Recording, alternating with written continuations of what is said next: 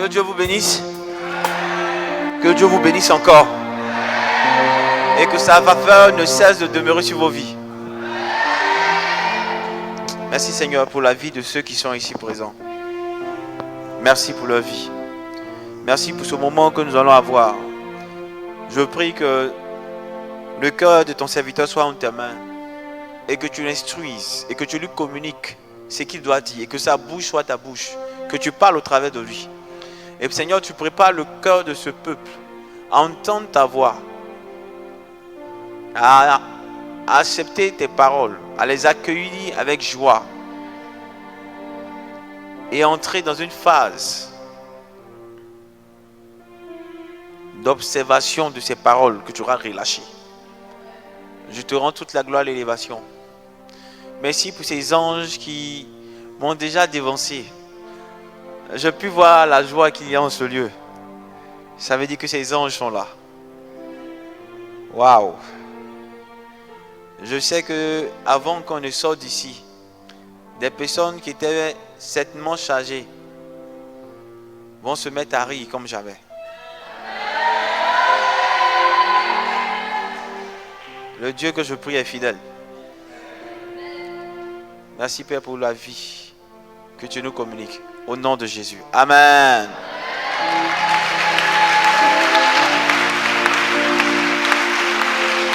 Amen. Est-ce qu'on peut s'asseoir?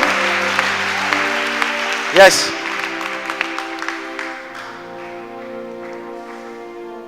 Amen.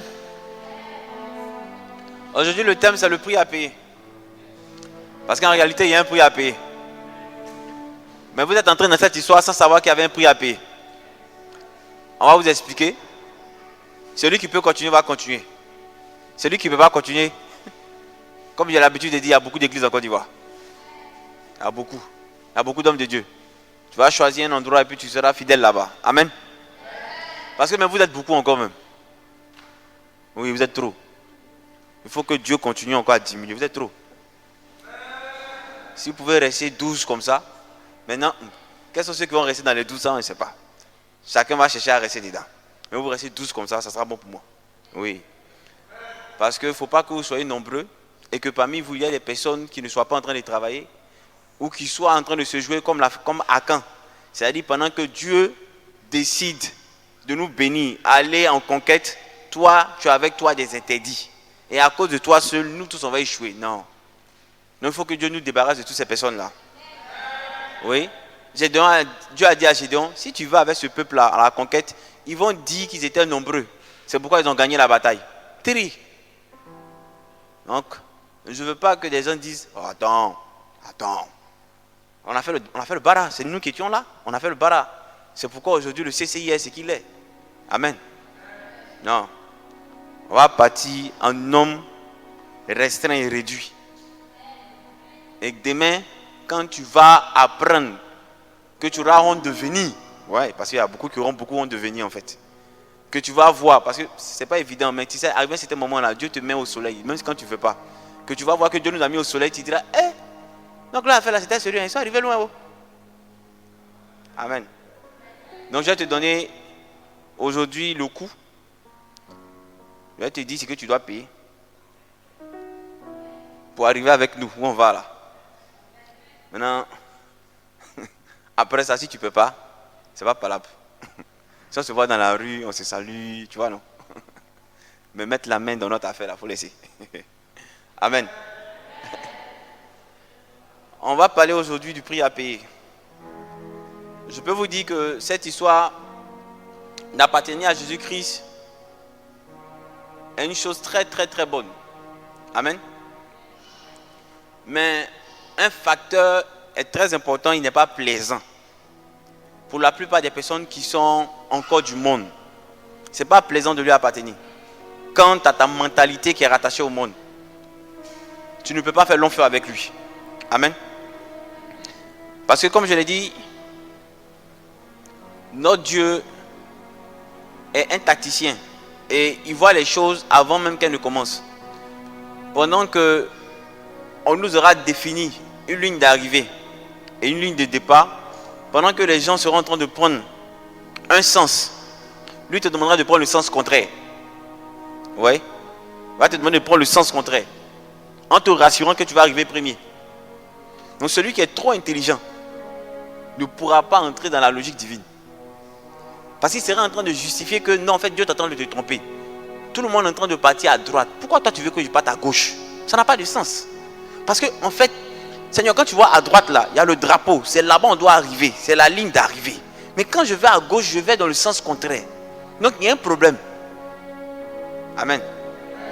Et si tu fais partie de ces gens qui sont tellement intelligents et qui veulent montrer à Dieu qu'il a tort, ça sera difficile que tu puisses continuer la marche avec nous. Amen. Et ça sera même difficile que tu puisses te réjouir dans cette histoire de Jésus-Christ de Nazareth. Ouais, ça sera très difficile que tu puisses avoir de la joie en étant disciple de Dieu. Très très difficile. Donc, je vais te communiquer aujourd'hui la pensée de Dieu pour ta marche avec lui. Je dis que tout est obtenu par grâce, mais il y a un prix, il y a un coût. Amen. Et pour moi, ce chemin qui va nous amener, ou bien, oui, ce chemin qui doit nous mener à atteindre l'objectif que Dieu nous a assigné, passe bien évidemment par la souffrance. Et c'est un thème que beaucoup de serviteurs de Dieu ont occulté dans leur message. C'est vrai, notre Dieu est béni. Mais quand vous lisez bien la Bible, il y a toujours, avant une bénédiction, il y a d'abord une mise en garde, il y a d'abord une recommandation. Et cette recommandation n'est pas toujours plaisante. Pourquoi? Elle n'est pas plaisante dans la mesure où ta chair humaine a envie de faire ce qu'on te demande de ne pas faire. Quelqu'un me comprend? Ta mentalité de ce monde te conduit à faire ce qu'on te demande de ne pas faire.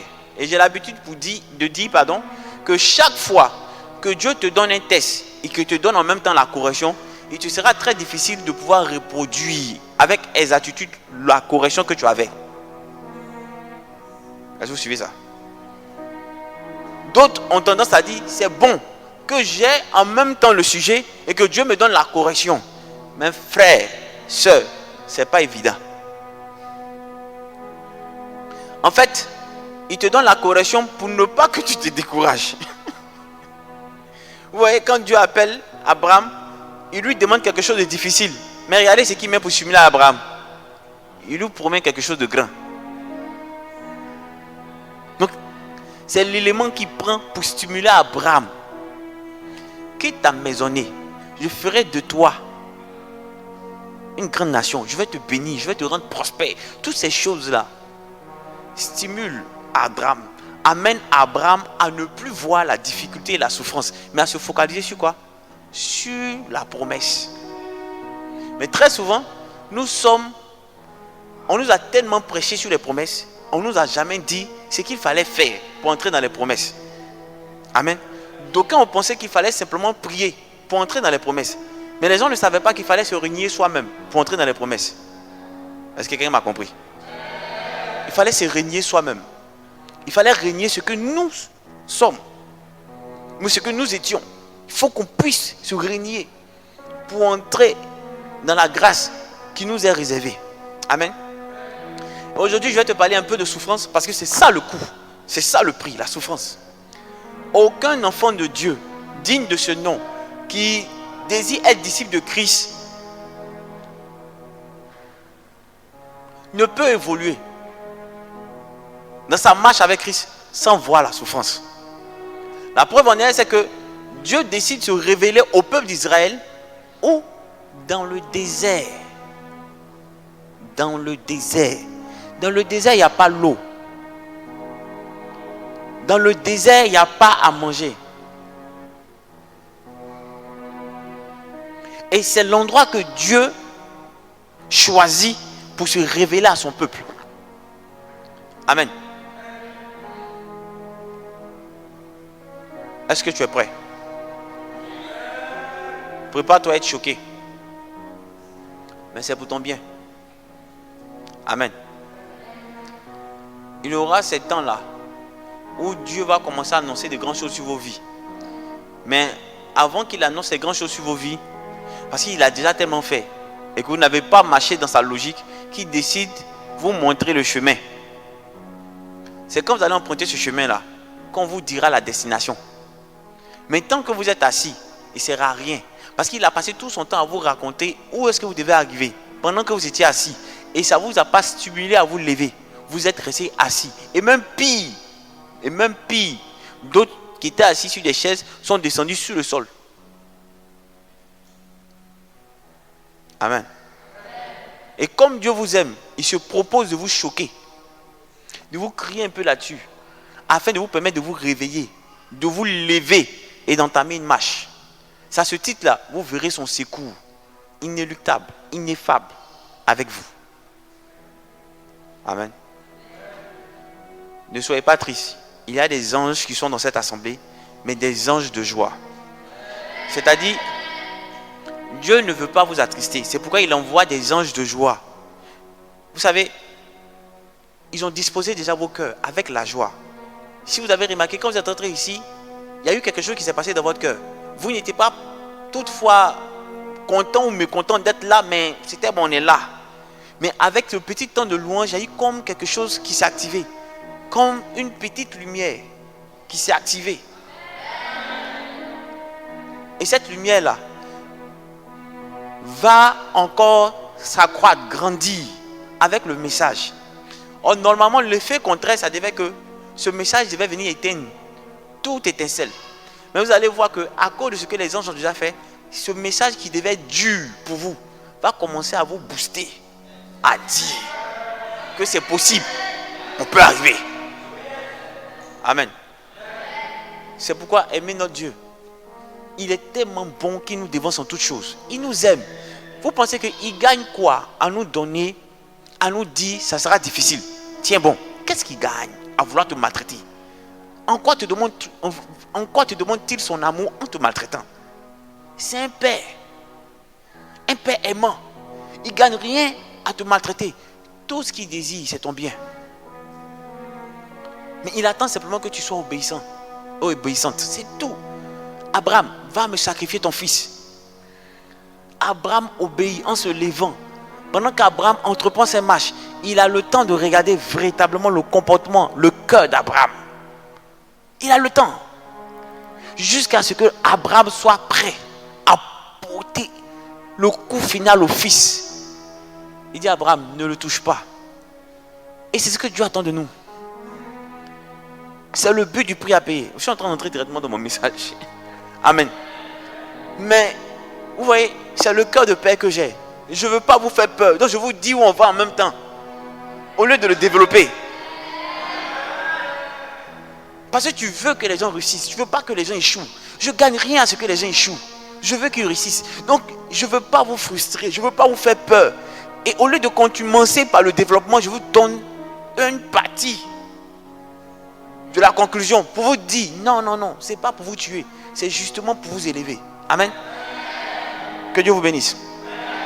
Donc, en fait, quand on parle du prix à payer, pour ma part, c'est un regard sur la souffrance. Amen. Il y a forcément une souffrance dans cette affaire. On ne peut pas venir à Jésus-Christ et omettre le côté de la souffrance. C'est faux. Celui qui te dit que si tu viens à Jésus, tu ne vas pas souffrir, est un menteur. Tu vas souffrir. Et tu vas très bien souffrir. Mais une souffrance avec joie. Une souffrance qui te bonifie. Une souffrance qui t'élève. Une souffrance qui te fait briller. C'est le style de souffrance.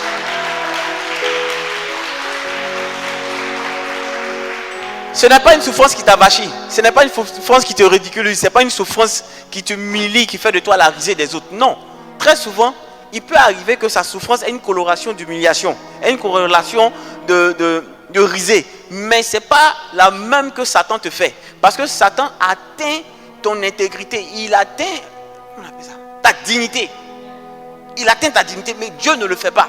Lui, quand il t'humilie là, en fait, c'est pour que tu sois un présage pour ceux qui te voient humilié. C'est qu'il te rabaisse à leurs yeux pour pouvoir plus te lever à leurs yeux. Oh, Satan, quand il t'humilie à te détruire définitivement, à ce que tu ne puisses plus te relever. Et ce n'est pas la même mentalité avec Dieu. Amen. Donc, on va donner une définition de la souffrance. La souffrance, comme on le dit, c'est le fait de souffrir. Mais c'est quoi souffrir? Il y a des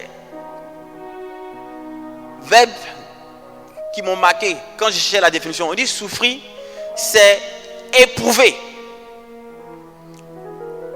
Donc, quand je dis éprouver, je dis c'est très bien. Mais si tu dis souffrir, c'est éprouver, il faut pouvoir dire éprouver, c'est quoi? Amen. Éprouver, c'est tester. Donc, souffrir veut parler de tester. Mais tester quoi?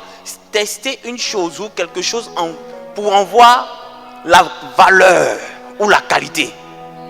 Amen. Souffrir, c'est aussi endurer. Endurer, c'est quoi? C'est supporter quelque chose. Amen. Quelqu'un me suit? Donc, souffrir, c'est quoi? C'est éprouver, endurer de la douleur. Mais quel type de douleur? Douleur tant physique que tant morale. Amen. C'est là le fait de souffrir, la souffrance. Quelqu'un me suit? Merci Seigneur. Vous savez, si nous sommes disciples de Christ et que nous sommes appelés à faire comme le maître, parce qu'il dit que le disciple qui est résolu dans sa tâche n'est pas plus grand que le maître, mais il devient comme le maître. Quelqu'un me suit? Donc si Christ, comme le dit Ephésiens 5, verset 1 à 2, nous devons être des imitateurs de Christ, nous devons aussi faire ce qu'il a fait. Amen. Ephésiens 5, verset 1 à 2.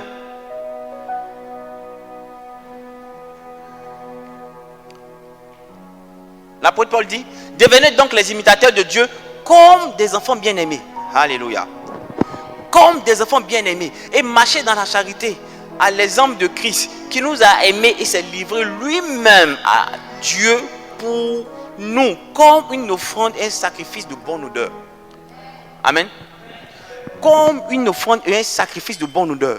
Donc nous devons être les imitateurs de Christ qui s'est livré il n'a pas regardé à ce qu'il était Dieu, il n'a pas regardé à sa condition, mais il s'est donné lui-même en sacrifice. Pourquoi? Pour les autres. Amen. Le sacrifice ici là, c'est la souffrance qu'il est venu endurer. Quelqu'un me comprend? Mais il a enduré cette souffrance là. Pour qui? Pour nous autres. Donc nous devons être des imitateurs de Dieu, de Dieu. Donc par Christ, pour souffrir aussi. Pour qui? Pour les autres. C'est pourquoi l'apôtre Paul dit, il dit que celui qui volait parmi vous, arrête de voler. Qu'il travaille afin de faire quelque chose de ses mains pour pouvoir aux besoins des autres. Ah, normalement tu devais dire au gars, si il vole, il n'a qu'à arrêter de voler, maintenant qu'il travaille pour que lui-même puisse se nourrir. Mais il dit qu'il travaille afin de pouvoir aux besoins des autres.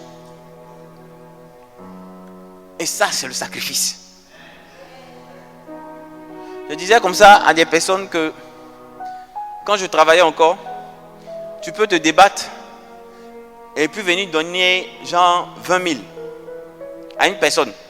Et puis la personne va te dire, hey, toi aussi, 20 000, c'est petit. Et je leur ai dit à cette personne-là, 20 000, prends les 20 000 là, hein, multiplie peut-être par 30. Ça fait combien? Il dit 600 000. Il dit, tu t'imagines que si je suis payé à 600 000, c'est une journée de travail que je t'ai donnée. Ça veut dire, je suis allé m'asseoir quelque part, on m'a insulté, on a crié sur moi. Et le temps que j'ai fait là, je prends l'argent, il vient te donner. Et toi, tu as le culot de me dire que ce que je fais là est petit.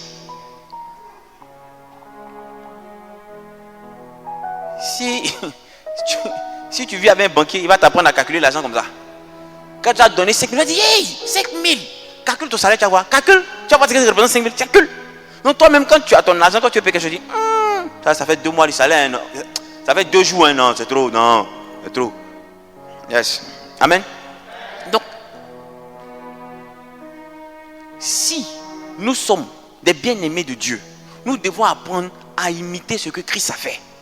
Nous devons apprendre à souffrir. Et quand vous regardez l'exemple que Christ a manifesté, cela nous montre de quelle souffrance nous devons souffrir. Mais très souvent, on fait l'amalgame. Parce que pour moi, il y a 2 sources de la souffrance. Il y a 2 facteurs qui conduisent à la souffrance. Parce que d'autres ont tendance à penser que lorsqu'ils sont en Christ, qu'ils souffrent, tout ce qu'ils souffrent là vient de Dieu. Ou tout ce qui souffre là participe à la manifestation de Christ. Quelqu'un me comprend? La première source que tout le monde a l'habitude de connaître, vous savez c'est quoi? C'est la source de cette souffrance qui vient de l'ennemi. Et je vous explique.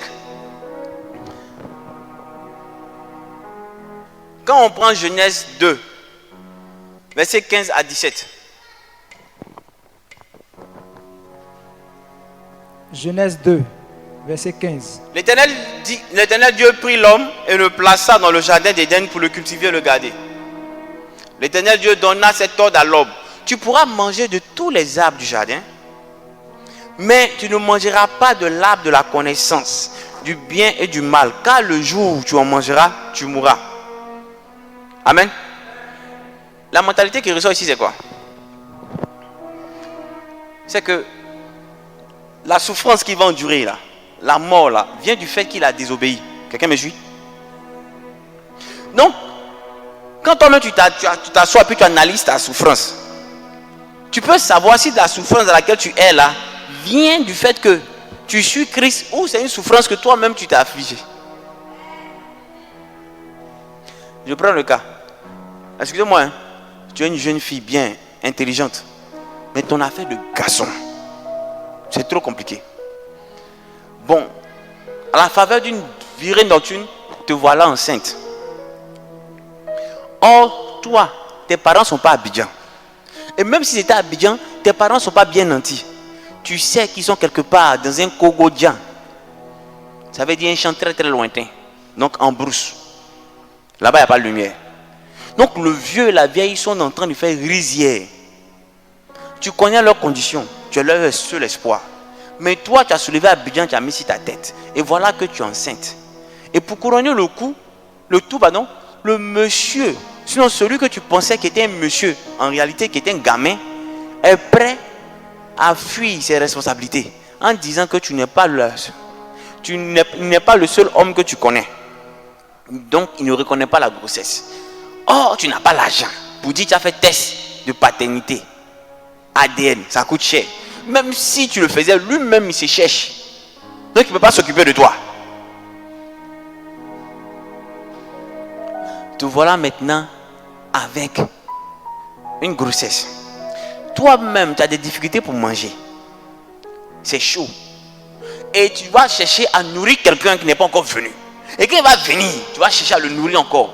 Et quand toi-même tu regardes ta condition, tu peux peut-être avoir plus de la vingtaine ou de 30, même la trentaine. Tu es toujours à la solde de tes parents qui sont dans un cocodian. Donc tu t'imagines que lui qui vient là, il a au moins 30 ans à passer à toi. Hein? Et te voilà triste. Maintenant, comme tu es entré dans une forfaiture, une concussion, tu ne sais plus quoi faire. Au lieu de revenir à Dieu, non. Tu vas te mettre avec, comme la Bible dit, il dit, ne t'assieds pas en compagnie de moqueurs ou bien les mauvais conseillers. Voilà. Tu vas te mettre avec des personnes qui vont te donner de mauvais conseils. Ma copine, Abidjan ici là, il n'y a pas une go, tu vas voir qui n'a pas fait un avortement. Nous tous, si on n'a rien fait, c'est deux. Si on n'a rien fait, c'est deux. Toi, c'est ton premier. Fais ça vite. Sinon, problème qui est dedans là. Si tu veux demander à Alice, Alice, oui, Alice, viens au. Notre affaire là, où est tombée si elle. Quelle affaire? Affaire, on va voir le monsieur qui est caché derrière quelque part. Hé, copine! Ah, c'est mieux, il faut enlever des. Moi, il y a 15 000. Il faut chercher 15 000, elle n'a rien t'aider. Mais Alice, toi, ça fait combien? Moi, on ne peut pas compter. Hein? On ne peut pas compter. Alors, il me s'est arrêté à partir de 10. On ne peut pas compter. Puis te voilà au milieu. Est-ce que je vais partir voir Alice pour nous amener chez le vieux qui est derrière quelque part à Yopougon? Ou bien je vais décider de garder? Voici ta souffrance morale qui commence. Tu es anxieuse, angoissée, apeurée, triste. Et toi, tu vas venir dire, Seigneur, pourquoi m'éprouves-tu de la sorte? Qui t'éprouve? Qui t'a éprouvé? Ça là même, Satan a envie de dire, ça va moi t'envoyer. Lui-même, il a envie de dire, ça va moi t'envoyer. Il dit, moi il sait qu'il y a 2 gars que j'envoie vers toi, mais après c'est toi qui allais chercher les autres. Il a envie de te dire ça, tellement tu étais devenue dangereuse. Et vous savez, la source de cette souffrance c'est le péché. Mais en fait, beaucoup font l'amalgame sur le péché ou se trompent même sur l'explication ou la définition du péché. Vous savez, le péché, ce n'est pas faire le bien. Ce n'est pas faire le mal, pardon. Parce que en faisant le bien, tu peux pécher. Vous savez ça? Tu peux faire le bien, mais le bien que tu as fait là, c'est péché. Par exemple, quelqu'un qui appelle Daddy, ça va pas. Pardon, j'ai besoin d'argent. Tu veux quoi encore? Non, j'ai besoin d'argent, c'est chaud. Je veux scolariser mes enfants. Oh, cette personne-là, elle voulait aller prendre prêt. Dieu lui a dit, il ne faut pas prendre. Elle prie, Seigneur, montre-moi ici, il ne faut pas prendre. Elle prie. Elle demande 3 signes. Qui demandait à Dieu, est-ce qu'il faut que je prenne ou il ne faut pas que je prenne? Dieu réalise les signes là pour lui montrer qu'il ne faut pas qu'elle puisse aller prendre le prêt. Mais sans tête. Et puis elle demande un 4e signe. Maintenant, le 4e signe, il y a Satan en dedans. Elle dit, il savait que Dieu voulait que je prenne le prêt là. Il savait. Maintenant, elle défait les documents du prêt. Elle dépose à la banque. La voici en train de jeûner. Jeûne et prière. Parce que le prêt sort. La soeur a changé. Elle vient de recevoir 10 millions à la banque. La banque dit, bon, on va te couper comme ça, Elle dit, oh. Elle dit, mon commerce qu'il dit est fait là. Vous allez voir. Peut-être même si en 2 ans, il a remboursé votre argent. Regardez seulement. Même quand elle vient à l'église, là, elle a changé même les chaussures. Quand on fait la louange, elle ne danse plus. Hein? Parce que c'était avant, elle pouvait se... Elle a changé Joe. Elle est dit multimillionnaire. Elle a 10 millions. Elle doit être la même chose qu'elle. Et voilà qu'elle commence le business.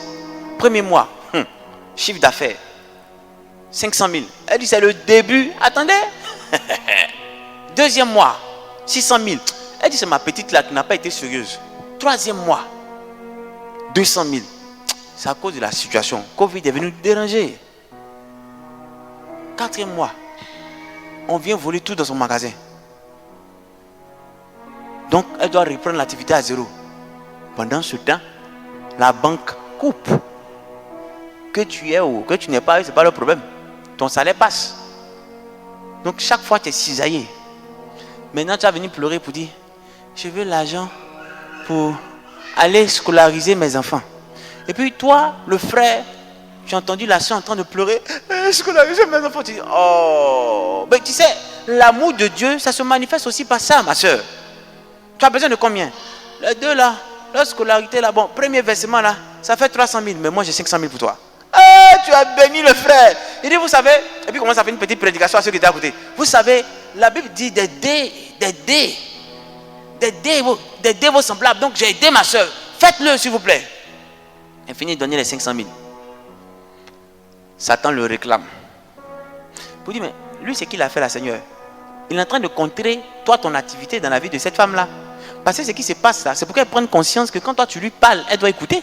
Elle t'a demandé des signes. 3 signes tu as répondu. Elle s'est entêtée avec un autre signe.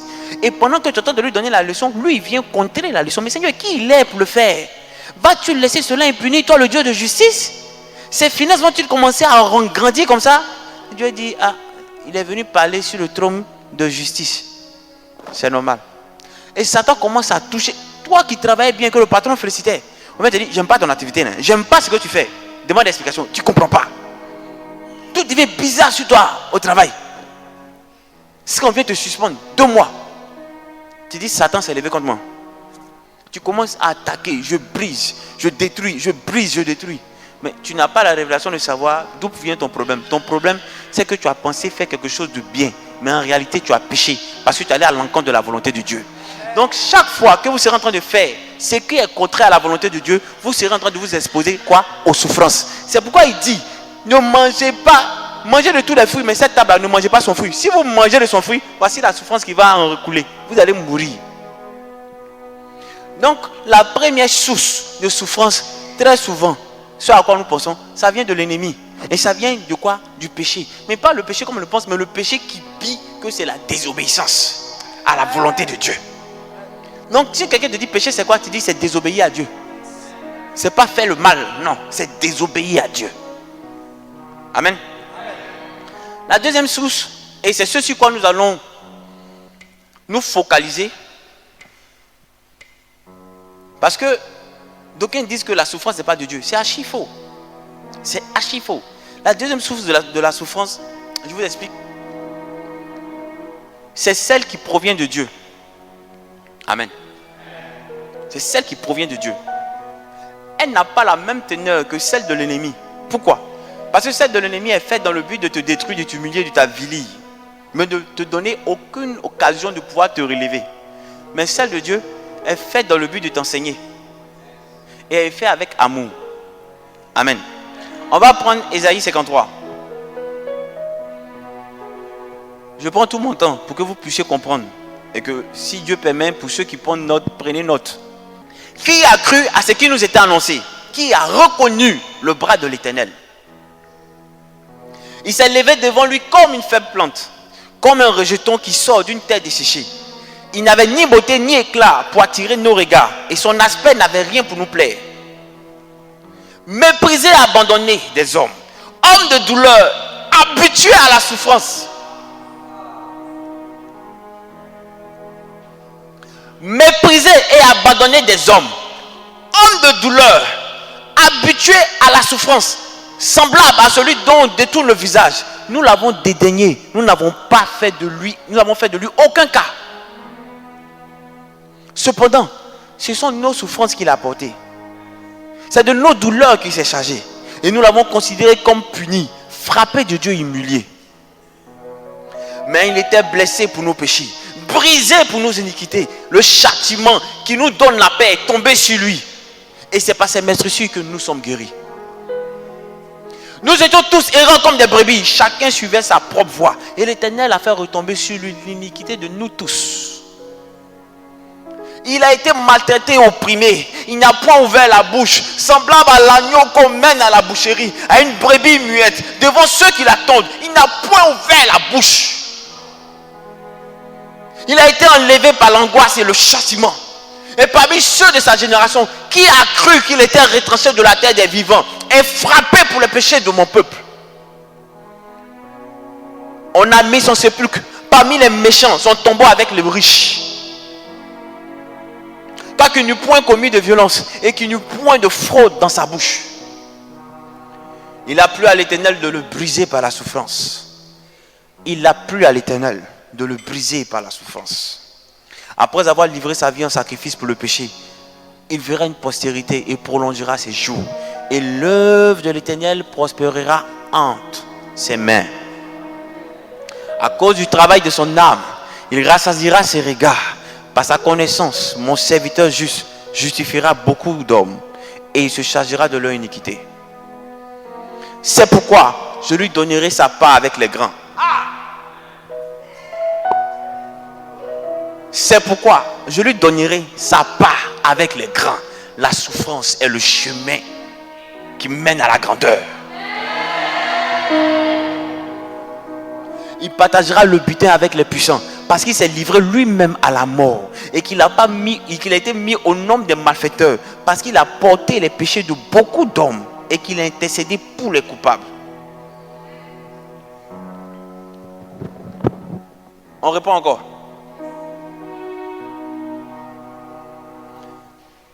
Qui a cru à ce qui nous était annoncé? Qui a cru? Qui a reconnu le bras de l'Éternel? Amen. En fait, ici, on dit, qui a cru à ce qui t'était annoncé? Qui a reconnu le bras de l'Éternel? Dans ta situation, est-ce que tu peux reconnaître le bras de l'Éternel au travers de ta difficulté? Est-ce que tu peux reconnaître que l'Éternel ne t'a pas abandonné, mais que l'Éternel est avec toi au travers de la difficulté que tu vis? Même quand tu te laisses aller et que Satan te réclame, l'Éternel est toujours prompt à t'assister, même dans cette souffrance. Mais est-ce que tu reconnais au moins son bras? Il s'est levé devant lui comme un rejeton qui sort d'une terre desséchée. Il n'avait ni beauté ni éclat pour attirer nos regards. Et son aspect n'avait rien pour nous plaire.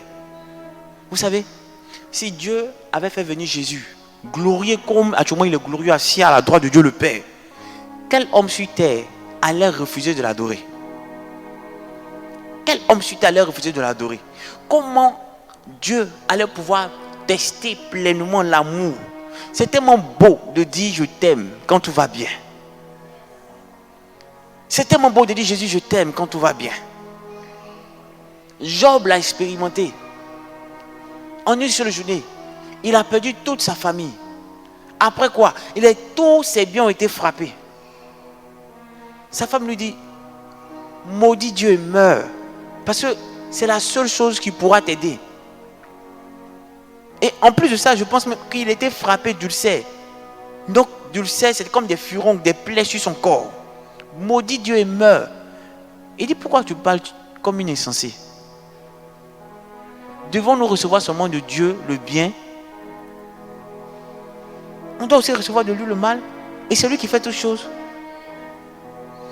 En aucun cas, Job a osé parler contre l'Éternel. Amen. Regardez la partie là, on dit mépriser et abandonner des hommes. Quand tu vis une situation où tu te retrouves dans une solitude, tu vis une situation où tu te retrouves méprisé, abandonné, tu es prête ou prêt à aller dire à tout le monde que ton Dieu t'a abandonné. Ou très souvent tu es prêt à sortir du cadre divin, à aller chercher du secours en dehors de la maison de Dieu. Mais rappelle-toi aujourd'hui que Jésus a été méprisé, abandonné des hommes. Homme de douleur. C'est là que tu vois ce que Dieu a dû endurer lorsqu'il était sur son trône, pendant que les hommes étaient en train de flageller Jésus. Son cœur de paix saignait. Mais il ne devait pas interrompre ce processus, parce que ce processus était vital pour toute l'humanité. La souffrance que Jésus a endurée n'était pas pour le tuer, mais c'était justement pour lui permettre d'avoir le nom au-dessus de tout nom. La souffrance de Jésus était dans un but précis. C'était pour sauver l'humanité. Mais pourquoi toi qui prétends suivre Jésus, après avoir vu cette description de qui il est, homme de douleur, habitué à la souffrance, et vous savez ce que ça signifie? Quand Dieu décide de prendre une personne, Seigneur Jésus, quand Dieu décide de prendre une personne et faire de cette personne une icône, une lumière, je peux vous dire que ce n'est pas facile pour cette personne. C'est pas facile pour cette personne. C'est pas du tout facile. S'il vous plaît, écoutez mes enseignements. Ça vous fera beaucoup de bien. Je vais encore vous dire que la Bible dit que celui qui aimera son père, sa mère, son frère, son fils, plus que moi n'est pas digne de moi. Celui qui aimera sa fille, mais sa femme, plus que moi n'est pas digne de moi. Celui qui aimera son mari, plus que moi n'est pas digne de moi. Celui qui fera passer ses ambitions, sa famille, ses études avant Dieu n'est pas digne de Dieu. Celui qui fera passer toutes choses avant Dieu n'est pas digne de Dieu. Je vous le dis. Et quand on vous le dit comme ça, vous voulez d'abord comprendre pourquoi c'est pas bon avant de commencer à obéir. Tu sais, Satan rôde comme un lion rugissant et il cherche ta faille. Est-ce que vous savez ça? Il cherche comment faire pour te briser de façon définitive, de sorte que tu ne puisses plus te relever et continuer ta marche avec Dieu. Donc comprenez que vous pouvez vous-même être la cause de vos propres soucis, vos propres problèmes, parce que vous n'avez pas obéi à cette parole de Dieu qui dit laissez la priorité à Dieu dans votre cœur. Quelqu'un me suit? Ah, c'est un point.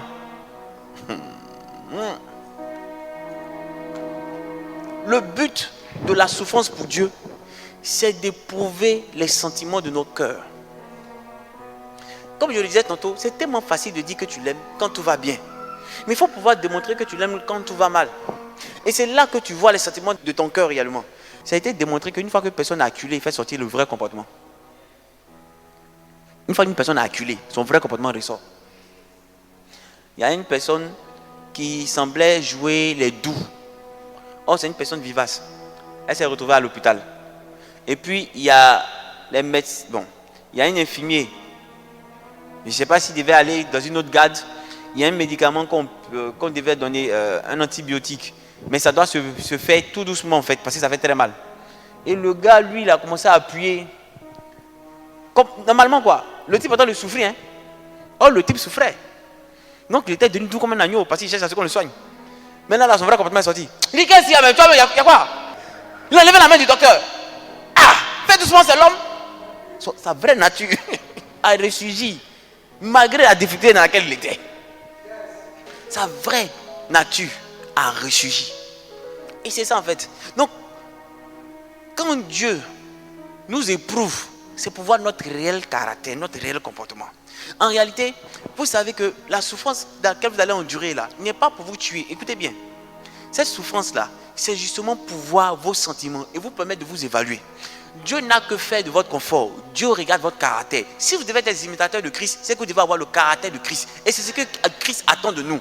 Donc tant que vous n'allez pas chercher à avoir le caractère de Christ, Dieu sera toujours en train de prouver. De même que l'or qui passe par le feu est épuré, Dieu cherche à vous épurer en vous faisant passer par le feu. Mais quand toi tu passes par le feu, tu trouves toujours un alibi de récupérer la sainte mettre sur toi.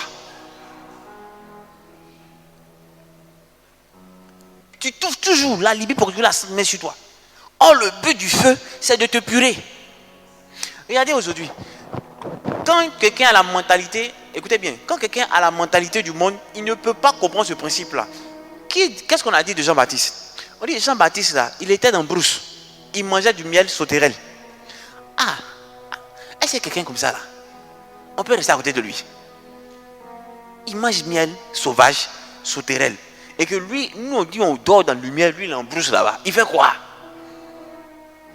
Mais regardez le témoignage de Dieu sur Jean-Baptiste. On dit dans le royaume de cieux là, hein, il est important. Il est grand là-bas. Est-ce que vous comprenez ce que ça signifie? Ça signifie que ce que vous vivez sur cette terre, que le monde attribue à du fait que vous soyez maltraité, opprimé, méprisé, non. Vous êtes en train de vous donner la coloration du royaume des cieux. En train de vous donner la ligne directe pour être en contact avec le royaume des cieux. Parce qu'en réalité, vous n'êtes pas de la terre, vous êtes du royaume. Mais quand vous arrivez sur la terre, vous prenez les attributs de la terre. Donc ça vous donne, ça vous empêche de communiquer pleinement avec le royaume. Et ces souffrances-là sont faites justement pour vous déconnecter de la terre, afin de vous reconnecter avec le royaume. Là, le réseau sera bien. Vous allez pouvoir entrer en contact parfaitement avec votre Père.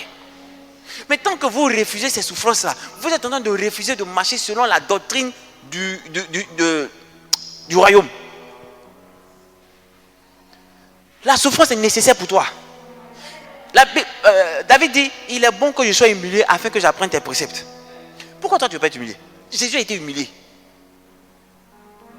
Jésus a été humilié. Moi j'ai 2 bacs plus 4, sans compter les petits diplômes à côté. Vous savez ce qui s'est passé? J'ai demandé à un de mes collègues. Il dit, il m'a préparé mon portable, il me prend photo. Et puis, il faut me filmer. Il devait faire café. On dit, remarquez, tu peux nous faire un petit café là? Ma boss a reçu des personnes. Maintenant, normalement, c'est mon collègue qui doit le faire, mais il n'est pas là. Et c'est moi qui étais là ce jour-là. Donc, il est entré, il voulait aller faire. Il dit, non, il faut laisser. On dit, on remarque. Donc, il dit, prends-moi, il faut me filmer. Puis je disais, pendant qu'il me filmait, il dit, j'ai 2 bacs plus 4 minimum. Mais aujourd'hui, c'est moi le serveur. Je vais faire comment? Mais vous savez que d'autres personnes à qui tu vas leur dire, va faire le café en entreprise, va te dire carrément, il n'est pas là pour ça. Il va te dire carrément, il n'est pas là pour ça. Sans état d'âme, quoi. Et toi-même, tu es surpris. Hey. Ceux qui seront à côté vont dire, c'est comme ça que tu parles au boss. Hey. Va te dire, il n'est pas là pour ça. Ah. Hey, Seigneur. J'ai envie de descendre, mais c'est pas. Guy Roger, je peux descendre, ça va crier. Aujourd'hui, les gens sont là, l'atmosphère est paisible, donc il n'y a pas de souci. Tout ce que je veux vous dire, c'est de changer votre mentalité vis-à-vis de ce que vous vivez. Tant que vous avez la mentalité que vous avez, vous ne pourrez pas voir la gloire de Dieu. La souffrance vient pour un but, pas pour te tuer, mais pour te relever. Jésus, en passant par cette souffrance-là, il avait le but de sauver l'humanité. Le deuxième, c'est qu'il a eu le nom dessus de tout nom. Et sachez une chose, que à celui à qui on a donné là, on demande beaucoup. Ce que je veux dire, c'est quoi? C'est que le caractère de ta souffrance là détermine la grandeur qui te sera donnée. Le caractère de la souffrance que tu vis là détermine la grandeur que tu auras. La grandeur de la grâce qui te sera donnée. Regardez comment Joseph a souffert. Je vous ai dit à l'entame que très souvent on a tendance à dire on veut en même temps le corriger. Mais quand Dieu donne le test, qui te donne le corriger, c'est pas facile. Il a dit, il a montré à Joseph à 2 reprises pour dire que c'était arrêté, que tu seras très grand, tu seras élevé. Est-ce que vous pensez que c'était facile pour Joseph? Regardez le caractère dans lequel il est passé pour l'élévation. La souffrance, c'est la marque des grands. Tu refuses de souffrir, c'est que tu ne pourras jamais être un grand. Tu ne pourras jamais être un grand. Pendant qu'on vous demande justement, fuyez le péché. Là encore même, c'est même pas la souffrance, hein, mais on demande de fuir le péché, c'est encore difficile pour vous. Et jusqu'à ce que des personnes posent la question, je souffre trop depuis que j'ai accepté Jésus. Péché. On dit, il ne faut pas faire. Parce qu'on dit, il ne faut pas faire, toi tu dis, tu souffres. C'est qu'il faut arrêter. Parce que la suite, là, tu ne peux pas tenir. On dit, c'est pas bon, il ne faut pas faire. Et c'est pas bon, il ne faut pas faire. Pour toi-même, ta vie. Tu dis, ça te fait mal. Que tu as l'impression que tu n'es plus à l'aise et autres. Mais c'est que la suite, là, tu ne peux pas. Parce que la suite, là, même, ça ne demande pas ton avis. Ça descend sur toi comme ça. Tu es dans le feu. Tu regardes ici, c'est le feu. Là, c'est le feu. Et puis, très souvent, personne ne peut t'aider. Seulement des personnes pour se moquer de toi. Qu'est-ce que c'est ça? Ma copine, ça ne va pas, hein? Comment tu as maigri? Tu étais fraîche avant, là, qu'est-ce qu'il y a? Hein? C'est quoi? Chrétienne? Yeah. Le chrétien est maintenant là-haut. Ok. Et c'est toi qui allais t'asseoir dans la chambre. Seigneur, tu vois, avant j'étais fraîche. Avant. Hey, calme-toi, attrape ton cœur. Oui. Les gens refusent de souffrir. Aujourd'hui, beaucoup tombent dans le péché à cause de ça. Solitude, la souffrance morale. Je ne veux pas être seul. Non, je déteste la solitude. Moi, j'aime pas. C'est trop compliqué pour moi. Hey. Mais on est en train de te préparer pour rencontrer la bonne personne. Maintenant, quand toi-même tu refuses de te préparer là, quand tu vois Dieu qui aime, il va prendre quel bon vent te donner. C'est quelqu'un qu'on te va envoyer. Hein? Ah, là tu fais pleurer les gens, non? C'est un dinosaure, lui qui va venir là. Donc, bonjour seulement là, tu as beaucoup pleuré. Laissez Dieu prendre le temps de vous transformer. Vous êtes pressé, vous partez où? Non, vous savez, quand on est sur la terre, il y a des choses. Il y a quoi? Attends, tu connais les choses mieux que Dieu. Si Dieu décide de dire que, rapport sexuel là, c'est quand on se marie. C'est qu'il sait que la bonne loge, c'est quand tu te maries. Bon, si depuis là, tu es là à l'église, que tu n'es pas encore marié, c'est que Dieu, ton caractère n'a pas changé. Tu as un comportement qui est encore bizarre. Oui. Quand les gens vont venir me dire, ah, Daddy, vraiment, je fais ma dîme, je fais mes offrandes, mais mon travail est bizarre, mon travail est compliqué. Vois ton comportement. Donc, quand on pense que parce qu'il prie beaucoup, il ne doit pas passer par la souffrance ou il ne doit pas changer d'attitude. Je vous dis, la bénédiction là ne vient que lorsque vous ressemblez, vous avez le coffre adéquat pour pouvoir supporter la bénédiction. Mais quand tu n'as pas le coffre pour supporter la bénédiction, pourquoi tu veux qu'elle vienne? Le coffre t'est donné justement parce que tu as été épuré. Mais l'épuration vient du fait que tu changes d'attitude et de caractère. Et Dieu a mis la main sur les mauvais caractères que tu avais. Qu'est-ce que Dieu gagne à toi te lever pendant qu'il sait que ça va servir à avoir les femmes à la rue Princesse? Il gagne quoi là?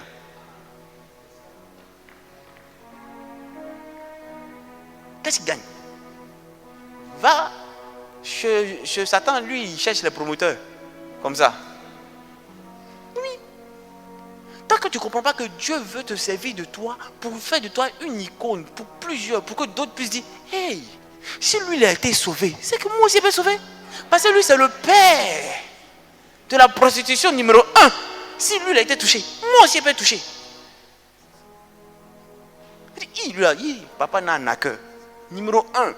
Non, si lui n'en a plus, c'est que moi aussi je peux arrêter d'arnaquer. Mais toi on fait tout, on te prêche. On fait tout, on te prêche. Jusqu'à même l'homme de Dieu fait tout pour faire ami et toi. Ça va? Oui, comment tu vas? Oh, je priais pour toi ce matin là. Fais une fois, tu as changé. D'accord, papa. Demain encore, tu es là-bas. Non, papa, c'est pas facile. Des gens veulent être bénis, mais ils ne veulent pas changer d'attitude. Vous venez à l'église, vous avez votre même caractère et vous cherchez bénédiction. Mais qui va vous donner ça? L'église n'est pas un dépotoir. C'est la maison de Dieu. Dans la maison de Dieu, on rencontre Dieu. Et tu ne peux pas recevoir les choses de Dieu tant que tu n'as pas sa nature. Je vous rappelle, Dieu n'a que faire de notre confort. Ce qui l'intéresse, c'est nos âmes, que nous soyons sauvés. Donc tout ce qu'il devra mettre en œuvre, pour que tu comprennes, va le mettre en œuvre. Et j'ai l'habitude de dire que ce que la vie veut t'apprendre est douceur. Arrange-toi à l'apprendre. Parce que d'une manière ou d'une autre, la vie gagne. Donc elle va t'apprendre ça avec des pleurs. Donc, vous m'écoutez aujourd'hui. Et je vous le dis, pour tous ceux qui sont partis, je vous dis, 2021, vous allez faire comme ça à prophétiser de ce que je dois dire sur 2021. 2021 est l'année où vous allez voir la déchéance de beaucoup de chrétiens et des hommes de Dieu. Regardez. 2021, Dieu va juger la Côte d'Ivoire. L'église de la Côte d'Ivoire. 2021. Les gens qui sont entrés dans l'affaire de Dieu à cause de l'argent, à cause des femmes. Ça va se sentir sur leur vie. Vous allez voir beaucoup de dégâts. Comment on appelle ça même? À force de parler nous. Donc vous allez voir que beaucoup de personnes seront dévoilées. Beaucoup de personnes seront dévoilées. De faux serviteurs de Dieu seront dévoilés. Des églises seront vidées. Parce que tant que l'ivraie paraît, les gens iront vers l'ivraie. Mais 2021, le blé sort de terre. Le blé sort de terre. Et on pourra faire la différence entre le blé et l'ivraie. C'est pourquoi ils vont venir arracher l'ivraie et aller brûler l'ivraie. Et le blé va faire du bien à la nation. C'est trop peu de choses. Si le blé s'arrête seulement à faire du bien à la nation, le blé va nourrir le monde entier. La balle est dans votre camp. Ne vous bornez pas seulement à écouter ce que je dis. Commencez à mettre cela en pratique. Mettez votre vie en règle. Et surtout, tout ce qu'on prêche là, ce n'est pas parce qu'on vous fait plaisir qu'on les prêche. Quand on vous parle de familiarité avec les serviteurs de Dieu, je le dis et je le redis encore, ne vous amusez pas. Le peuple d'Israël pensait qu'en faisant palabre avec Moïse là, il faisait palabre avec Moïse. Mais il ne savait pas que c'était avec Dieu qui faisait palabre. Donc en mentant un homme de Dieu, tu mens à Dieu. Or quand l'homme de Dieu se met devant toi, qu'il attire ton attention sur un péché, ce n'est pas parce qu'il ne sait pas. Si je t'appelle pour te dire, hé, ça là. Puis tu dis, oh, bon, je ne me reconnais pas. Hein. Non, moi je ne fais pas ça. Non. Hey. La même année, tu dis, moi je ne me reconnais pas. Moi, je fais pas ça. C'est comme ça que tu as commencé à me chercher. Dati, pardon, viens intervenir. C'est chaud. Parce qu'on va t'attraper, quoi. Et puis je ne laisse pas ça là. Hein. Si je suis serviteur de Dieu, tous ceux qui sont foutus de moi, vous allez voir, on va vous attraper. Et en fait, je pourrais me taire et ça allait te conduire à l'enfer. Je gagne quoi? Non, mais on va t'attraper. Cette humiliation va délivrer ton âme. Parce que c'est ce que tu veux. On parle doucement, tu ne veux pas entendre. Cette humiliation va délivrer ton âme. Tu as servi Dieu comme jamais. Ah, mais tu es obligé. Pour laver au moins la fronde, tu as servi Dieu comme jamais. Quand tu entres à la maison, même avant de saluer ta famille, même tu as commencé à prier d'abord. On dit, hé, le frère l'a changé, oh, la soeur l'a changé, oh, yes. La souffrance n'est pas faite pour vous tuer. Aimez souffrir. L'apôtre Paul dit, armez-vous de la pensée de souffrir. C'est 1 Corinthiens, non, 1 Pierre 1, verset, donnez-moi 1 Pierre 1, verset 5 à 7. Très bien. Vous qui, par la puissance de Dieu, êtes gardés par la foi pour le salut, prêt à être révélé dans les derniers temps. Regardez bien, on parle de nous. On dit nous qui avons été gardés par la puissance de Dieu. Hein, qui nous avons été gardés aussi par la foi, révélés dans les derniers temps, pour le salut des derniers temps. On parle de nous, hein, nous autres.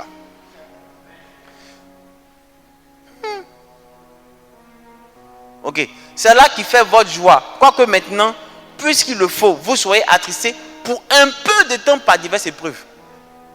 C'est-à-dire que vous qui pensez que votre épreuve dure depuis que tu t'es converti à la personne qui te salue. Et tous ceux qui te saluent là sont les hommes mariés. Tu ne peux pas payer ton loyer. Mais Daddy a parlé, tu as dit tu vas écouter, mais ça devient compliqué. Ça devient compliqué. Donc au lieu d'attendre que le bon Boaz arrive vers toi, tu commences à être une Ruth qui n'a rien à voir avec celle qui est dans la Bible, mais qui commence à chercher Boaz et ses yeux. Ouais, Boaz. Tu ne laisses plus Dieu lui-même à intervenir dans ta vie, à amener la bonne personne. Mais toi-même, tu cherches maintenant à aider Dieu. Quand tu vois, le frère, t'es marié? Parce que tu en as marre de cette histoire de rester seul. Je vieillis. Tu vieillis pour aller où? Tu veux perdre ton âme ou bien tu veux aller au paradis? Calme-toi. Pourquoi tu penses que Dieu t'a oublié? Non. Il prend le temps de t'amener à travailler ton caractère. Si toi-même tu es conséquent avec toi-même, tu sauras qu'il y a des choses dans ta vie que tu n'as pas encore changé. Non, change-les. Il y a quelqu'un qui a l'habitude de dire que lui, il ne se chatouille pas pour rire. C'est ça, ça signifie. Il ne se ment pas à lui-même. Quelqu'un qui se chatouille pour lui, quelqu'un qui se ment. Il se ment. Non, lui dit qu'il ne se chatouille pas pour lui. Dès qu'il est objectif. Ce qui est jaune, c'est jaune. C'est bleu, c'est bleu. Donc arrêtez de vous mentir. Regardez au plus profond de vous-même. Et puis reconnaissez qu'il y a des choses qui ne sont pas encore corrigées. Et tant que ces choses ne seront pas encore corrigées, il vous sera difficile de voir la gloire de Dieu. Et c'est pourquoi vous passez par ces temps de difficile. On dit un peu de temps. Afin que l'épreuve de votre foi, plus précieuse que l'or périssable, qui cependant est éprouvé par le feu, ait pour résultat la louange, la gloire et l'honneur lorsque Christ paraîtra. Voici le résultat. Je sais pourquoi vous passez par le feu. 8, continue. Lui que vous aimez sans l'avoir vu et en qui vous croyez sans le voir encore, vous réjouissant d'une joie ineffable et glorieuse,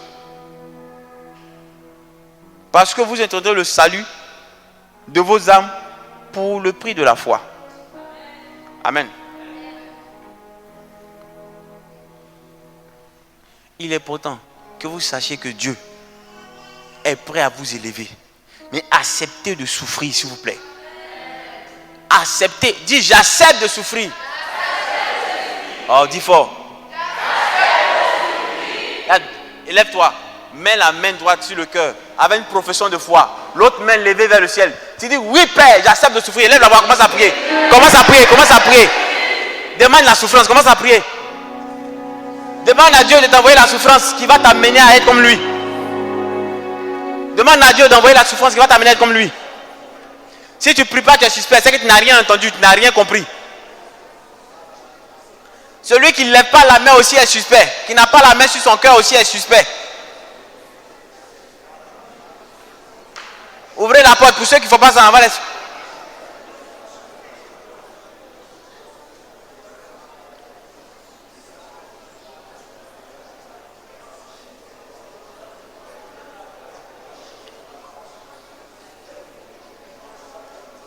Amen. Amen. Vous savez une chose, tant qu'il n'y a pas de souffrance, vous ne pourrez pas voir la gloire de Dieu. Qui est arrivé à une classe supérieure sans épreuve? Pour être classé là, il faut qu'il y ait une épreuve, il faut qu'il y ait un test. Donc la souffrance là, ce sont les tests, les épreuves. Donc le chrétien qui refuse la souffrance, c'est un chrétien qui n'a rien compris à la vie.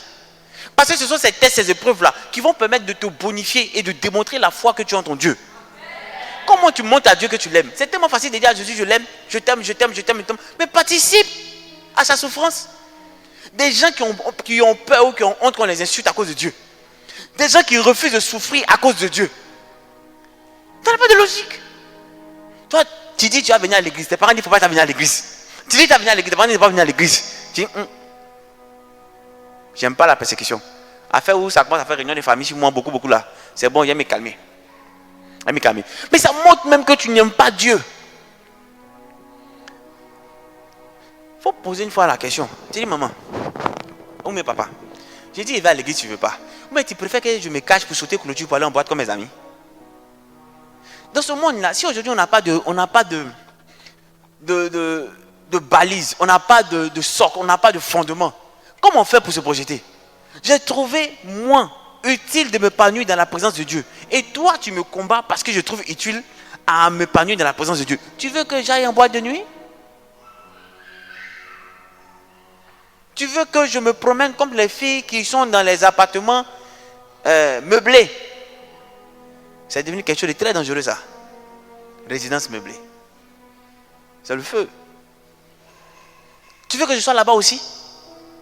Bon, je veux me concentrer pour que Dieu puisse m'utiliser pour faire quelque chose de bien pour vous. Mais vous refusez.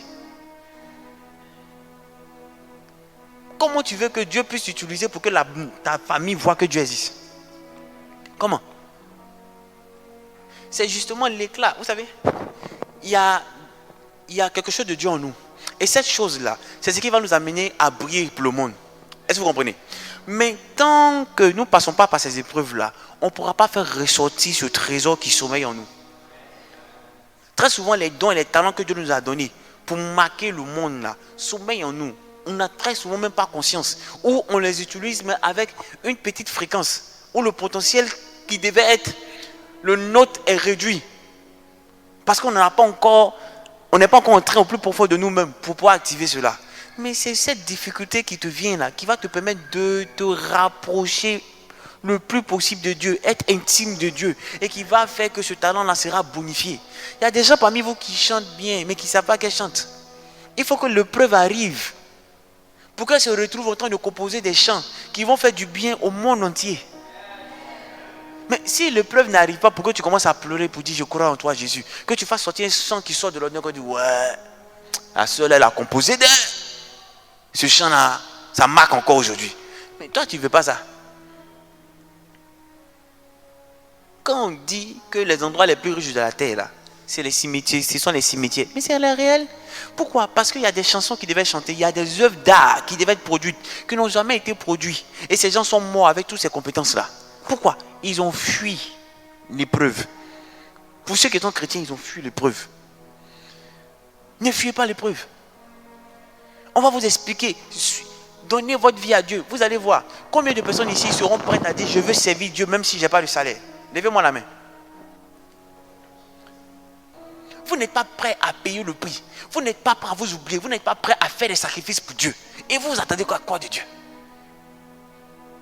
Vous faites toujours les mêmes choses. C'est-à-dire que vous venez à l'église, vous soulevez la barre, vous déposez, voilà. Vous faites toujours les mêmes choses. Et puis vous vous étonnez que 5 ans après, vos vies soient les mêmes. Tu t'attends à quoi, frère? La bénédiction que tu devais avoir pour ça, là, tu es arrivé au socle de la bénédiction. C'est que tu as la limite. Maintenant, si tu veux passer à un autre niveau de la bénédiction, tu es obligé de faire plus que ce que tu faisais. Est-ce que vous comprenez ça même? Arrivé à un moment, là, quand tu vois que ta vie commence à être limitée, là, c'est que tu ne fais plus d'espoir pour Dieu. Tu ne fais plus des choses waouh. Non, tu ne fais plus des choses waouh. Tu restes comme ça. Apprenez à fatiguer votre Dieu. Oui, en fait, vous savez, vous devez faire des choses où Dieu s'assoit et puis il dit, mais qu'est-ce qu'il faut que je fasse pour le bénir? Il faut que les anges se posent la question de savoir, mais qui est sur la terre qui fait ça?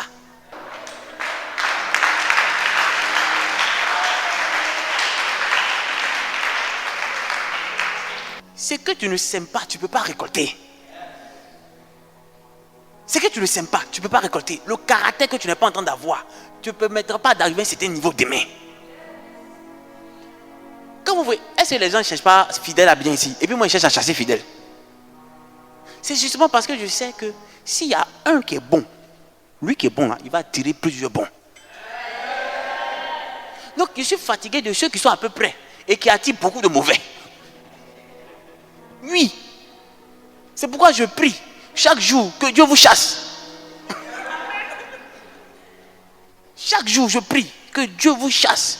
Ceux qui ne sont pas avec nous, il faut les faire partir. Ceux qui pensent que ici nous on fait un carnaval, c'est-à-dire qu'eux ils vont à l'église le matin et puis ils vont venir ici le soir. Seigneur, ceux-là, il faut les chasser. Ceux qui ont l'impression que nous sommes en train de faire une mission, que ce n'est pas église, ils ne savent pas ce que nous sommes en train de faire. Seigneur, je t'en supplie, à cause de Dieu, chasse-les. Oui. Nous on fait notre truc de vie. Toi tu as venu dire, je suis passé à ta cellule là. Ma quoi? Mon affaire de ma vie, toi tu dis ça, ma cellule. Parce que j'ai là. Non, c'est pas la blague. C'est pas la blague, les gars. À quel moment vous allez comprendre que il faut émouvoir Dieu? Tant que vous ne faites pas des choses qui sortent de l'ordinaire, vous ne pourrez pas voir la gloire de Dieu de façon exagérée. Parce que c'est ça. Tu es appelé à faire des choses qui sortent de l'ordinaire pour que Dieu te supprime. Et puis tout le monde s'assoit pour dire son Dieu existe vraiment. Mais tu fais des choses à peu près. Quand il y a un petit problème, c'est toi qui cherches à aller voir les secours à gauche, à droite. Et toi, tu oublies que tu peux prier, tu oublies que tu peux chercher Dieu. Tu vas voir la main de Dieu agir dans ta vie comment? Et ça là, pour arriver à ce degré de sacrifice de soi pour plaire à Dieu là, ça commence avec une sincérité de cœur. Si vous voulez aller loin avec Dieu, apprenez à chercher à marquer votre relation par des actions qui sortent de l'ordinaire. Si tu veux que Dieu fasse de toi de quelqu'un de particulier, apprends à lui montrer qu'il est particulier pour toi. Vous allez rester dans les mêmes emplois. Vous allez rester dans les mêmes conditions, des années et des années, et ça va vous étonner. Pourquoi? Parce que vous êtes toujours en train de faire les mêmes choses. La grâce que tu as eue hier, c'est parce que tu avais fait quelque chose de nouveau. Mais si jusqu'à présent, tu continues d'avoir la même intensité, le même timing, c'est que le même acabit dans l'action que tu poses, tu ne peux pas aller au-delà. La cadence doit changer. Tu dois accélérer. Je vous dis, et je vous répète, je ne sais pas pour vous, mais moi, avec ceux qui marchent dans ma logique, on va loin. Ma volonté, c'est que vous fassiez partie des personnes avec qui on va partir, mais avec une mentalité renouvelée. Tant que c'est cette mentalité-là, je préfère vous voir aller dans une autre entité religieuse. De toutes les façons, j'ai l'habitude de dire, on est beaucoup à Abidjan. On est beaucoup. La vie n'est pas facile.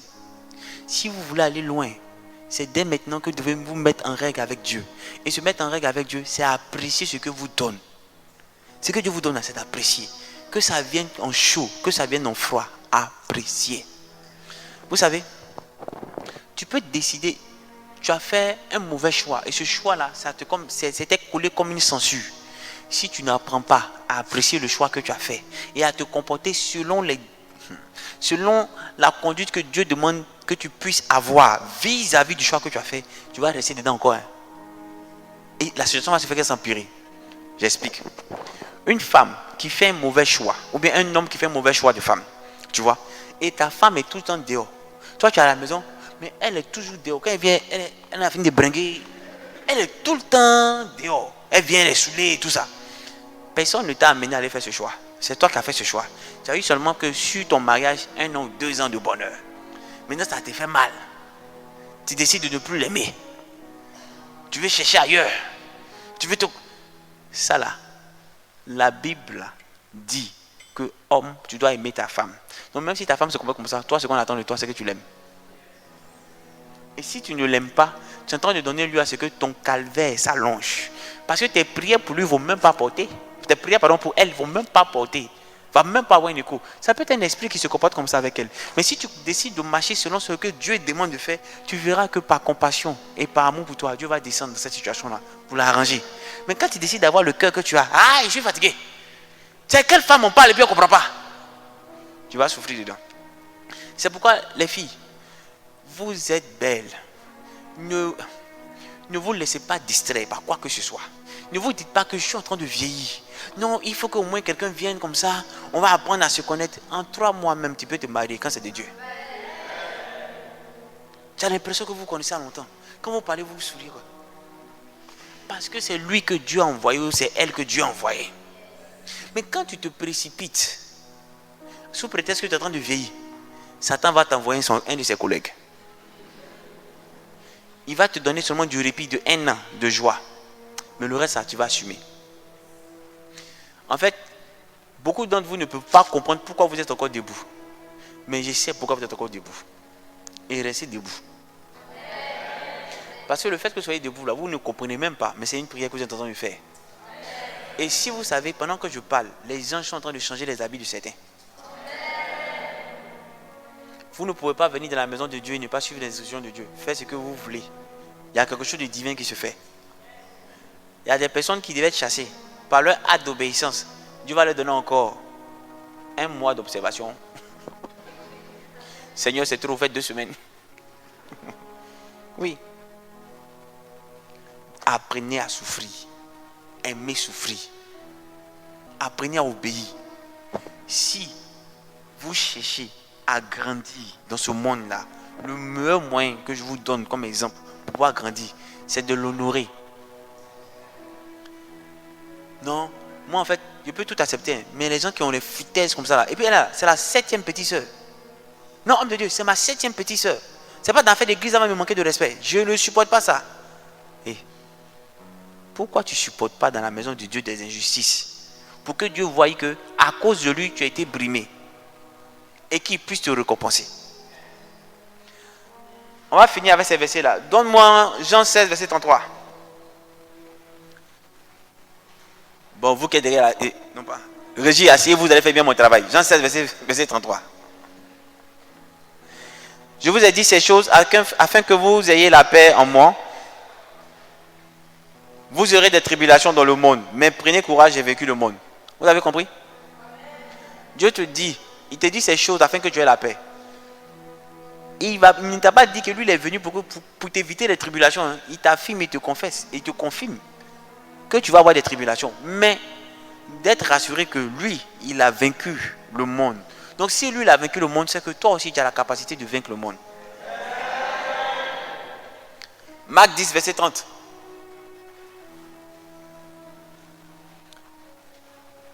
C'est pas, comprenez les gars, d'une manière définitive. Acceptez ça, puis allons à autre chose. Voir verset 29, s'il te plaît.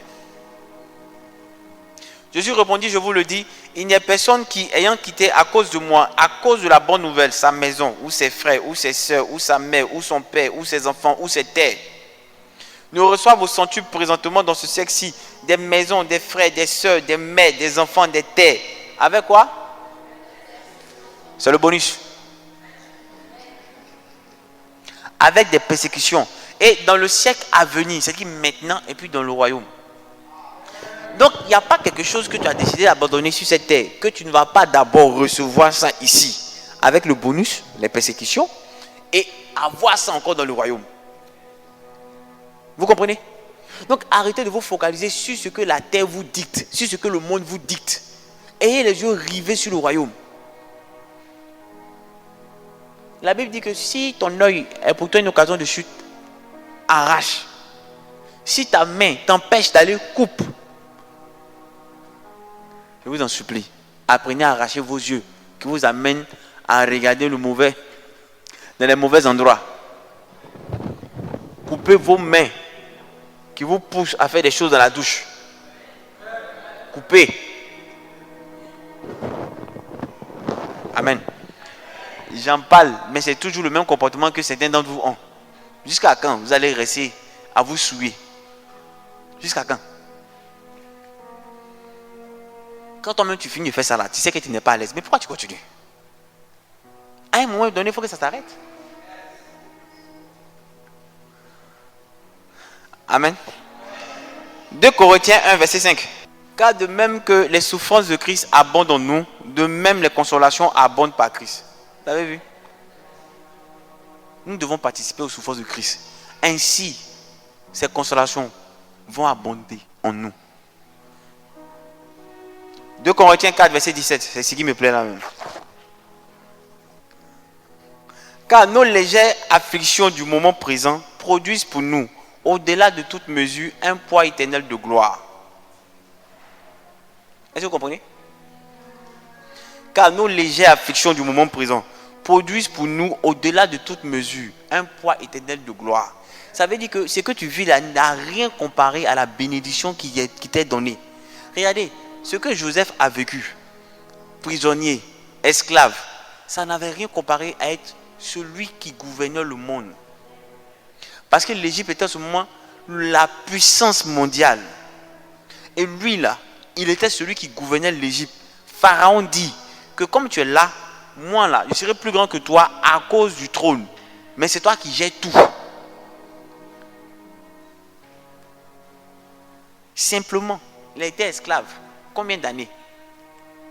12 ans. Prison, tout ça là. Combien de fois il en est sorti grand, élevé?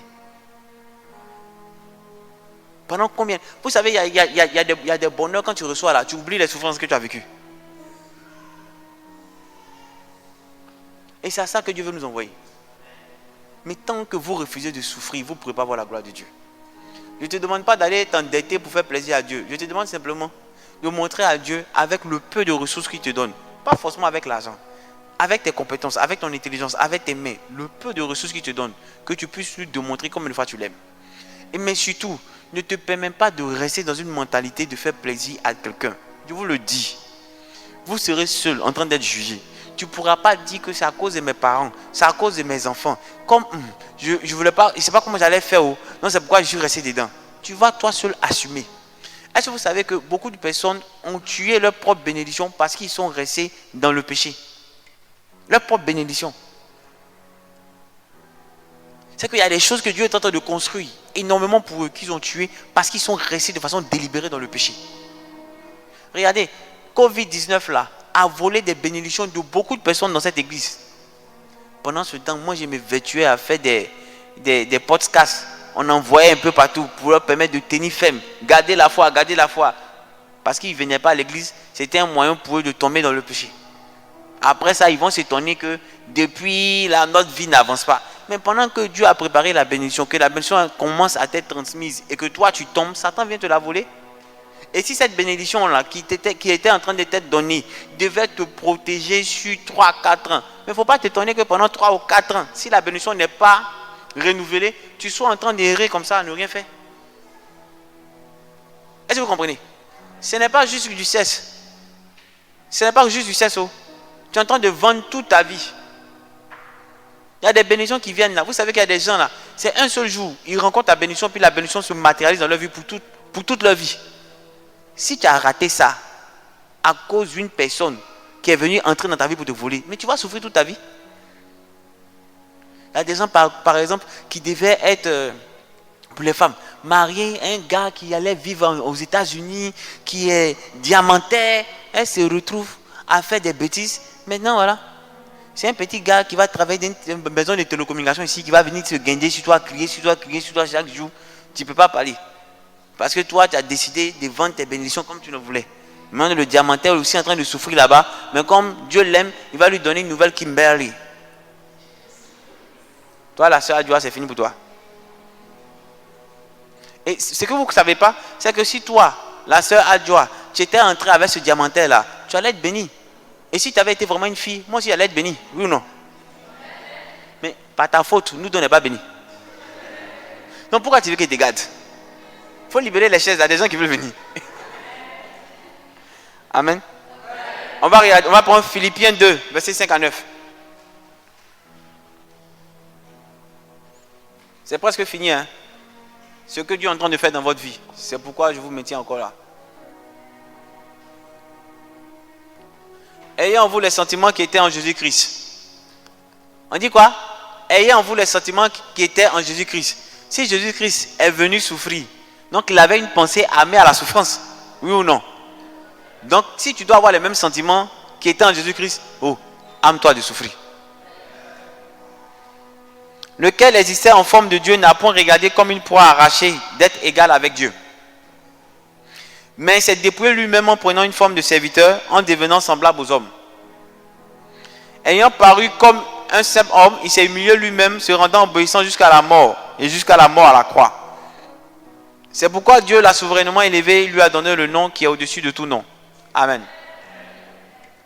C'est bon? On dit que Jésus n'a pas... Vous savez, il y a des moments quand la souffrance arrive, quand le prix à payer est tellement élevé, ça t'amène à vouloir parler. Ça t'amène à vouloir parler. Seigneur, pourquoi tu m'as abandonné? J'ai appris ça très tôt. J'ai appris que chaque fois que j'étais dans une situation et que je me mettais à me plaindre, j'augmentais mon temps de désert. Quand j'ai appris ça, j'ai appris à me taire. Quand une situation est difficile, je préfère faire offrande. Ça, c'est mes topos et vous donne. Ça me fait mal comme ça. Mais vous ne méritez pas ça. Je vous dis, quand la situation devient difficile, je préfère prier et commencer à toucher le cœur de Dieu. Moi, en tout cas, ma façon de toucher le cœur de Dieu, moi, c'était les offrandes. Pour moi, c'était les offrandes. Je ne sais pas comment vous expliquer qui m'a donné cette mentalité-là, mais je sais que c'est Dieu. C'était pour moi les offrandes. Il n'y avait rien d'autre dans mon cœur que de faire des offrandes. Pourquoi? Parce que j'ai appris que l'argent là corrompt le monde. Que tout le monde se perd à cause de l'argent. Donc, tellement le monde est accroché à l'argent, si je commence à me défaire de l'argent pour Dieu, je serai en train d'avoir plus de Dieu en moi. Donc, ce qui faisait que je n'avais pas peur de me défaire du peu que j'avais. Simplement pour montrer à Dieu combien de fois je l'aime. Et surtout quand j'ai vu la situation qui s'est passée avec David et avec son fils Salomon. David priait, il chantait, il faisait jeûne, tout ça là. Mais Salomon a fait une offrande. Il a vécu mieux que David. Il dit, c'est pas le secret qu'il a. Même Jésus même est venu se donner en sacrifice. Donc j'ai compris que Dieu, cette histoire là, c'est le don. Mais je peux te dire une chose. Tu ne peux pas donner autant. Écoutez bien ce que je te dis. Tu ne peux pas donner. Si tu donnes de ton superflu, ça veut dire que si tu donnes du peu, c'est quelqu'un qui a 100 000 et qui vient donner 1000 francs, Si tu te comportes comme ça, excusez-moi, si tu te comportes comme ça, tu verras que ça ne va pas t'amener à honorer Dieu ou à avoir la crainte de Dieu. Mais quand tu as 10 000, que tu donnes les 10 000, que demain tu as 5 000, tu donnes les 5 000, qu'après demain tu as 2 000, tu donnes les 2 000, et que tu vois qu'au fur et à mesure, tu te retrouves à ne rien avoir, parce que tu fais seulement des offrandes, tu verras que toi-même là, ton cœur va se discipliner à honorer Dieu. Tu vas avoir une crainte de Dieu. C'est que les gens peuvent venir quand on se vend, puis tu dis non. Parce que déjà ton cœur s'est déjà discipliné à aimer Dieu, à honorer Dieu. Donc Dieu lui-même sera en train de protéger ton cœur contre tous les assauts de l'ennemi, de sorte que tu ne sois pas en train de perdre la bénédiction pour laquelle tu es en train de s'aimer. C'est trop fort. Et ici, ils comprennent même ce qu'il dit là. Je vous donne tous les topos qui ont fait de moi ce que je suis aujourd'hui. Et je vous en supplie, ce que vous entendez là, gardez le maximum. On peut oublier, mais gardez le maximum. Parce que ce n'est pas évident que certains d'entre vous puissent continuer la marche avec nous. Donc je te donne tout ce que Dieu a fait de moi. Comment Dieu a fait pour me transformer là, je te donne. Prends ça au sérieux. Tu n'es pas obligé de venir toujours dans notre église. Non, tu n'es pas obligé. Mais pour ce que je suis en train de te dire là, prends ça au sérieux. C'est ce qui va te faire. Donc je prends mon temps pour vous donner ces secrets là. Pas parce que je n'ai rien à faire.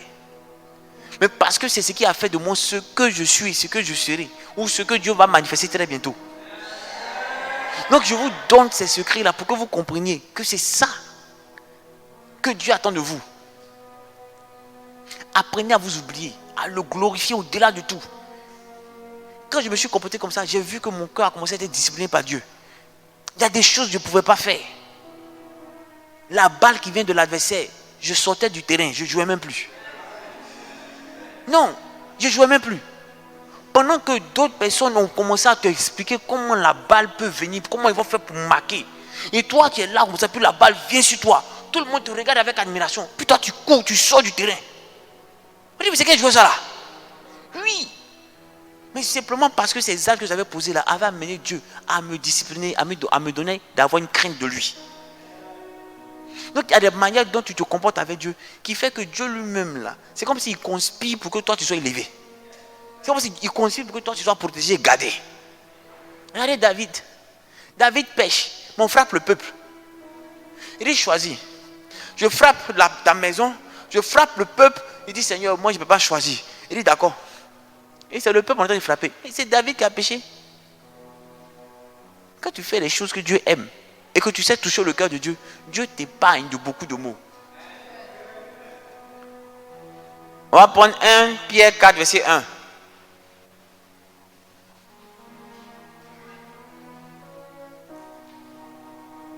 Ainsi donc Christ, ayant souffert dans la chair, vous aussi armez-vous de la même pensée, car celui qui a souffert dans la chair en a fini avec le péché.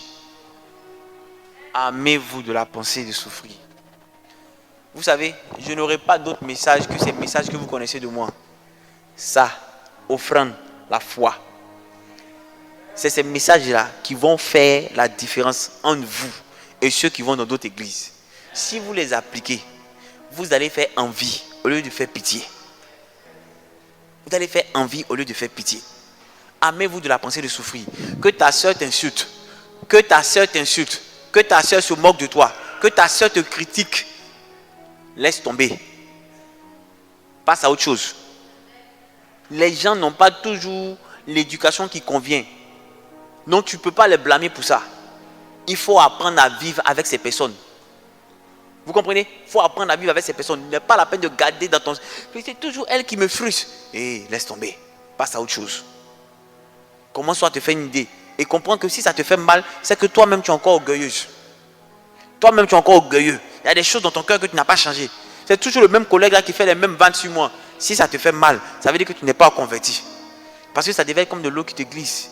Ou toi-même, tu as déjà vu quelqu'un, on veut se moquer de lui, puis il commence à se moquer de lui-même. Ça vous décourage. Parce que moi il me moque. Hein? Moi, il me moque. Donc, quand tu vas attaquer quelqu'un, quand lui-même commence à s'attaquer là, tu es découragé. Parce que ce qui fait que c'est intéressant, c'est qu'il dit, j'aime pas ça, j'aime pas ça. Yes. Là, c'est intéressant. En fait, tu sens de la résistance. Donc, tu peux chercher encore d'autres choses pour continuer à l'acculer. Mais quand la personne vient se livrer, tu as dit quoi? Amen. Disciplinez votre cœur. Disciplinez votre cœur. Disciplinez votre cœur. Acceptez la souffrance. Ne vous lancez pas dans les choses pour fuir la souffrance. Il y a la souffrance qui vient de Dieu. Mais c'est cette souffrance-là que vous devez pouvoir accepter. Elle n'est pas faite pour vous tuer. La Bible dit que Dieu châtie celui qui l'aime. On dit il a plu à Dieu de l'humilier de cette façon. Si Dieu décide de te faire passer là, ce n'est pas pour te tuer, c'est pour te lever. Et chaque fois que tu vas décider d'entrer dans cette logique, Dieu fera de toi quelqu'un de particulier. Je vous en supplie. La vie là, écoute. On a été limité à 120. Il y a d'autres qui sont exceptionnels, à qui Dieu fait grâce d'arriver à 150. Mais sinon, l'homme a été limité à 120. Mais ça ne sert à rien de vivre 60 ans et dans tes 60 ans, là, 40 ans de difficultés et de misère. Ça ne sert à rien. Donc, comme tu ne sais pas le jour de ton jour, le peu de temps qui te reste à vivre, commence à travailler sur ton caractère, sur ton comportement. De sorte que tu deviennes très heureux. Vous savez que ce que vous allez faire aujourd'hui, là, pour ceux qui n'ont pas encore changé de comportement, qu'on vouloir changer, ça sera comme des semences. Et cette semence-là, vous pouvez la récolter dans 3 mois. Vous pouvez la récolter dans 6 mois, dans 9 mois, pourvu que tu ne te relâches pas. Tu sais, je vois la main de Dieu sur ta vie. Dieu va te faire énormément de bien, pourvu que tu ne te relâches pas. Pourvu que tu ne te relâches pas. Tu es très jeune, mais je te dis que Dieu va t'amener avec une célérité pas possible, pourvu que tu ne te relâches pas. Satan va vouloir créer des situations pour te voler tout ce que tu as semé avec joie, avec amour, pourvu que tu ne te relâches pas. Je répète, pourvu que tu ne te relâches pas. Quand chaque fois Dieu parle et qu'il donne la copie comme ça, c'est difficile. Pourvu que tu ne te relâches pas. Cela signifie que dès maintenant, si j'étais à ta place, ce que j'allais faire, j'allais commencer à contrôler mon cœur. J'allais commencer à évaluer, éprouver mon cœur à chaque instant. Savoir quelles sont les pensées qui m'animent et commencer à me discipliner grave. J'allais commencer même à reconsidérer mon entourage. Reconsidérer mon entourage. Quels sont les gens qui disent des choses qui me font évoluer? Quels sont les gens qui disent des choses qui ne me font pas évoluer? Et j'allais commencer à marcher avec les gens qui disent des choses qui me font évoluer. Tu es jeune, tu peux te dire, ah, depuis là même. Non, calme-toi. Calme-toi. La bénédiction qui vient, c'est pas petit. Amen. Je vous avais dit qu'il allait avoir quelque chose qui allait se passer. Je ne vais pas encore entrer dans les détails. Mais je peux vous dire que ça sonnait quoi. Je me suis retrouvé quelque part et j'ai vu comme un jugement. Et comme si il y avait la mer qui était frappée. Du côté de la mer la mer qui est dans le territoire ivoirien, bien entendu, qui avait été frappée par une épée. C'est comme si le jugement est tombé. Donc, soyez prudents ces derniers temps-là. Ne vous relâchez pas dans votre aptitude à être prudent ou prudente. Amen. Vous savez, il y a les révélations qu'on donne là. Il faut prendre des mots, tu vois, des mots, je ne sais pas. Je vous avais dit que la grande muette allait entrer en ligne de compte. Beaucoup n'ont pas compris la grande muette c'est quoi. Ceux qui ont compris c'est bon. Ceux qui n'ont pas compris vont vous demander. Donc, la grande muette va entrer en ligne de compte et ça ne sera tardé. Parce que le jugement est tombé. Amen. 2021. La Côte d'Ivoire saura que Dieu s'est levé pour ce pays-là.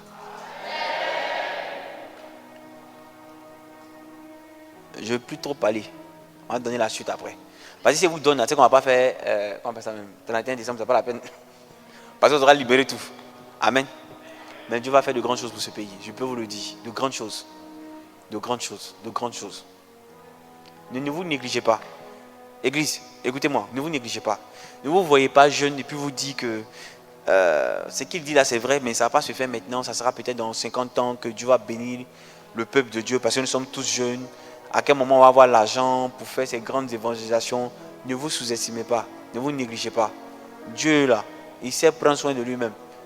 Ce n'est pas nous qui l'avons appelé, c'est lui qui nous a appelés. S'il dit qu'il va faire quelque chose avec nous, soyons disponibles, c'est tout. Soyons disponibles. Amen. Que Dieu vous bénisse.